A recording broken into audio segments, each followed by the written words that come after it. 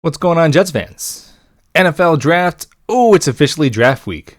Couple days away, but part of the draft is thinking about some of the players you already have on your roster and projecting what their roles and impact might be next season. And let's talk about somebody I've been maybe a little bit too critical of, and that's wide receiver Denzel Mims. Obviously, last year was a Murphy's Law type situation for Denzel. Anything that could have possibly gone wrong went wrong. Essentially was a non-factor on the football field.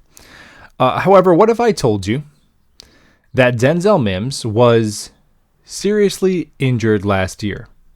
You might say, what? He didn't tear his ACL. He didn't have arthroscopic surgery. Well, no. However, having serious food poisoning back-to-back with severely symptomatic COVID is an injury. Denzel Mims was unable to keep food down for days on end, losing 20 pounds of lean body mass, unable to train or work out at 100% for weeks to months on end, unable to build chemistry and rapport with his new teammates, new coaching staff, learn a new system. Put him behind to start the year. And I would argue, let's say he had a shoulder injury.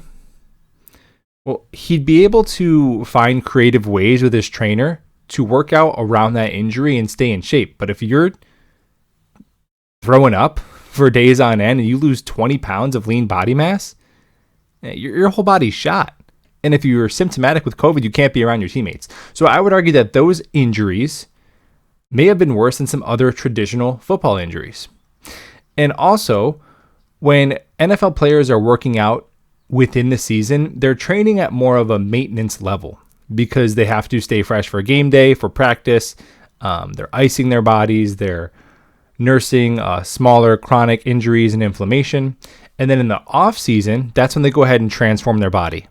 I'm going to lean down. I'm going to bulk up. And we see the pictures. It looks like that's what Denzel Mims is doing this off season. So I'm optimistic he bounces back. Now, how do we factor in Denzel Mims to our off-season plans when we talk about potentially trading for a wide receiver 1 or taking a wide receiver early in the draft at 10? Well, let's think about it this way. Let's say instead of running the New York Jets, Joe Douglas was the CEO of Joe Douglas Auto, JD Automotive, right? It's got a nice ring to it. And Joe Douglas Automotive last year took on, right out of college, a promising young salesman. And he had a decent year for a kid right out of college. Rolled off 300 cars off the lot. Solid numbers for a first-year salesman.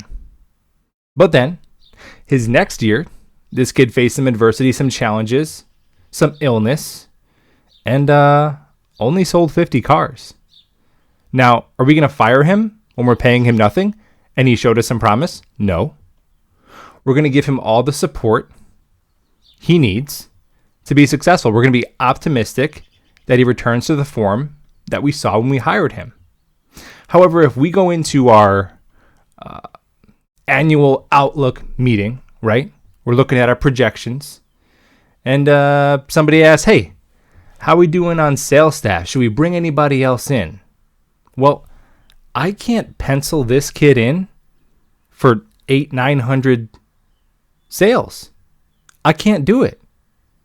Right? That would be a disservice to the company, to the other employees, to the shareholders.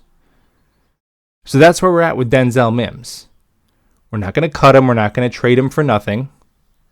We're going to bring him into camp. We're going to be cautiously optimistic that he returns to form and is a significant contributor to this team, but we cannot bank on him while rounding out our wide receiver room. We cannot assume he's going to be any higher than 5th or 6th on the depth chart. That's where I'm at. Put in the comments below, how many receiving yards for Denzel Mims this year? What's the over-under for you?